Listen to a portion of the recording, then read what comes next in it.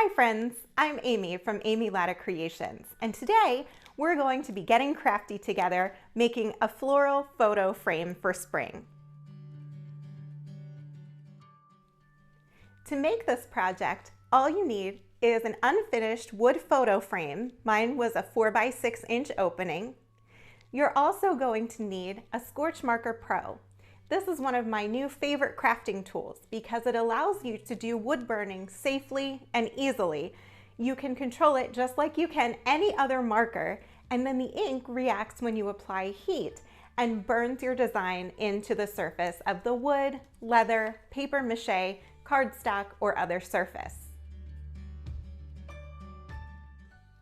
You're also going to need a heat tool.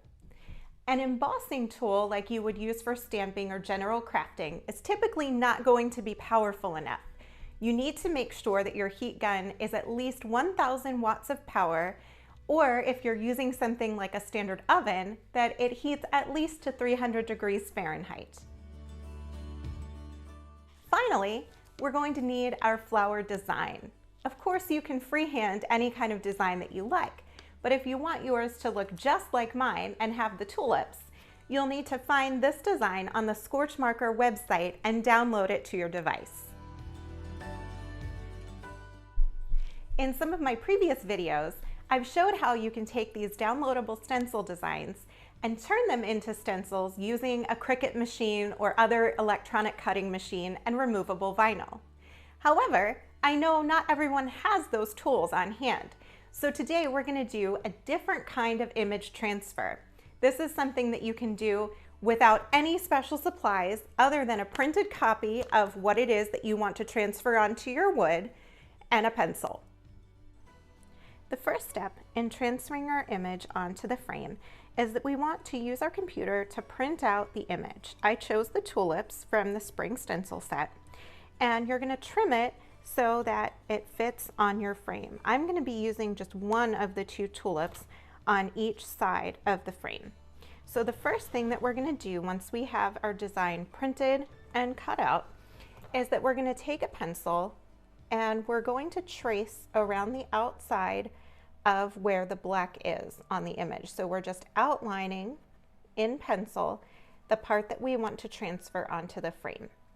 Don't worry if you go outside of the lines a little bit. This doesn't need to be perfect. It's just to give us the general idea of the shape. Now we're going to take our paper and flip it over. So the part that I traced is going to go face down on my frame. You can see that I've used this before, and that's one of the nice things is that this is totally reusable and you can use it to transfer the image as many times as you want. Now what we're going to do is we're going to trace from this side, and as we do, the pressure that we're applying with our pencil is going to cause the pencil marks that are on the other side of the paper to transfer lightly onto the wood.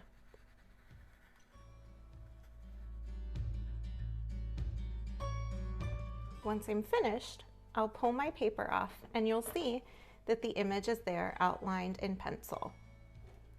Now, I just need to repeat that on the other side of the frame. This time, I want my flower to go the opposite way, so I'm actually going to put it face up, and I'm going to trace around the black outline again. And because I did this on the other side, I have pencil on both sides now, so there still is something to transfer onto the wood. So this is a really useful technique that you can do with any kind of image that you want to transfer onto a wooden surface. You just trace with pencil on one side, flip it over, and then trace on the other side. And then we're going to have two nice pencil outlines that we're then going to fill in with our Scorch Marker Pro. Now it's time to bring in the Scorch Marker.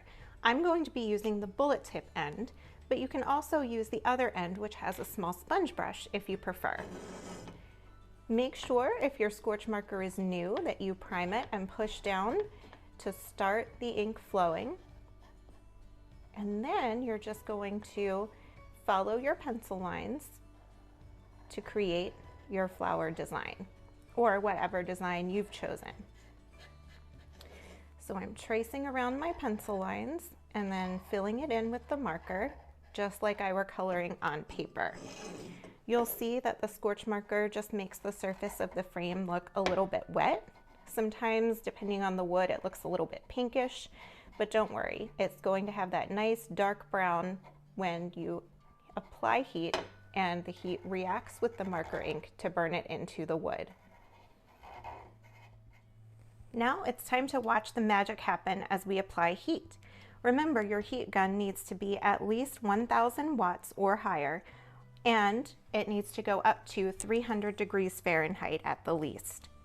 As you're heating, make sure to move the heat gun around and keep it about 6 inches from the surface of your project.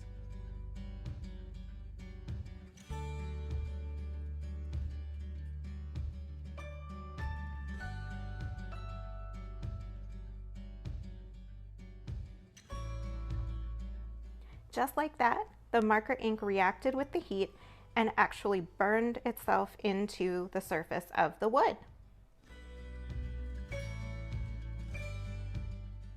The more heat you apply, the darker your burn will be, so you can heat it more or less depending on your preference of how you want it to look.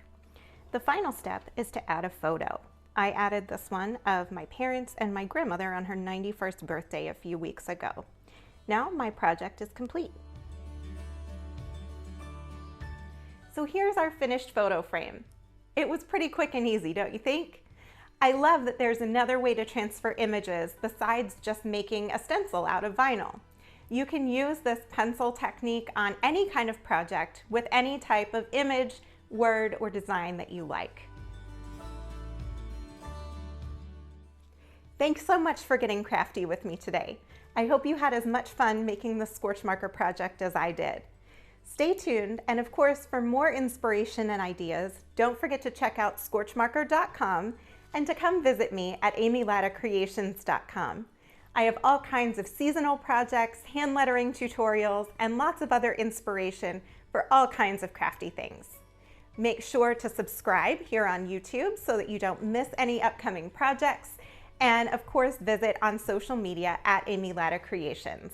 Happy crafting!